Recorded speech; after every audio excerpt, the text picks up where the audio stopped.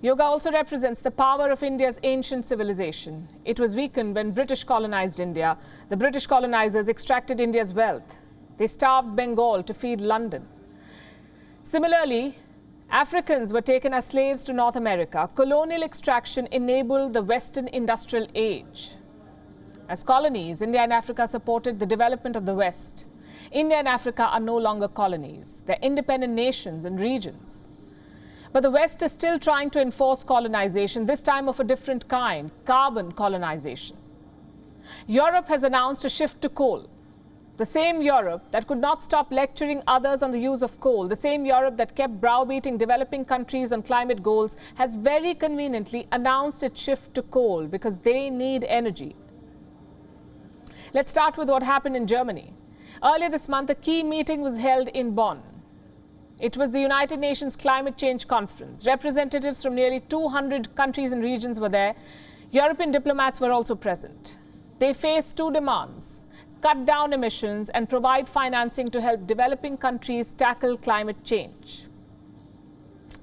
Did the Europeans agree? The answer is no, they did not. In fact, they want more coal. And they want it from the developing world.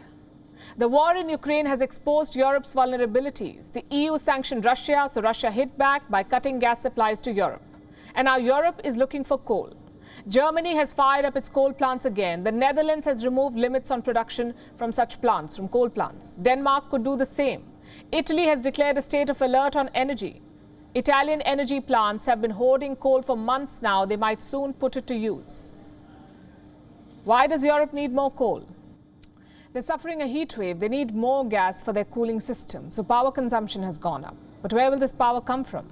Europe gets 40% of its gas from Russia. That supply is not guaranteed. Russia is already cutting exports. Russian state giant Gazprom supplies to Europe. It sends gas through the Nord Stream pipeline to Germany, and from there, the gas is distributed to the rest of the continent, to Europe. But since last week, the supply has not been steady. In the last 7 days, Russia has cut gas exports to Europe by more than 50%.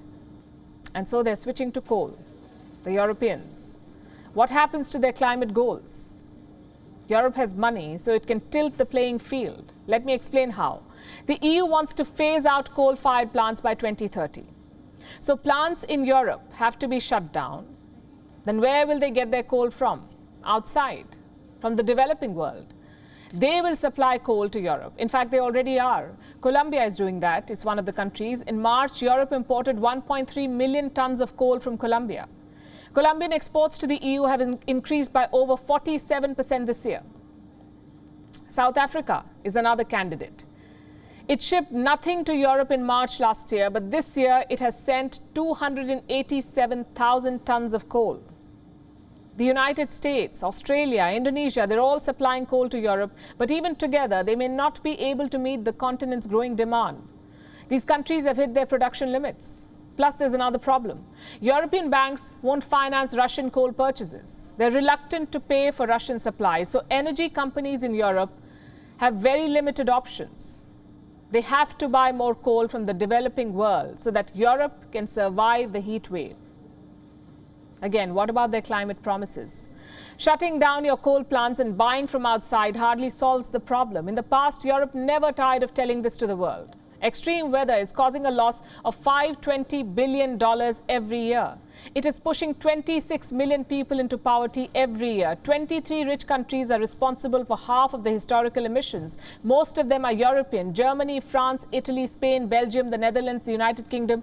Europe has only 7% of the world's population, but it still uses almost 20% of the planet's resources. I could go on, but here's the crux of it.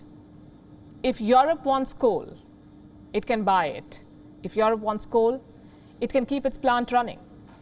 Because European air conditioners must keep running. When developing countries say they cannot stop using coal, they're asked to shut down factories. They're told to ration coal. When developing countries demand climate compensation and financing, they're denied. And this is classic European hypocrisy, still treating the developing world as their colonies and bending rules to suit themselves. WION is now available in your country. Download the app now and get all the news on the move.